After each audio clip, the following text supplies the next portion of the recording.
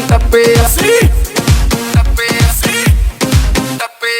ਪਹਿਲਾਂ ਤਾਂ ਕੁੜੀ ਨੇ ਲੁਧਿਆਣਾ ਵੀ ਨਹੀਂ ਟੱਪਿਆ ਪੁੱਛੇ ਤੇ ਨਾ ਕਾਰੋਬਾਰ ਪੈਰ ਵੀ ਨਹੀਂ ਰੱਖਿਆ ਕਦੋਂ ਦੀ ਮੈਡਮ ਜੀ ਸ਼ਹਿਰ ਵਿੱਚ ਆਈ ਬਸ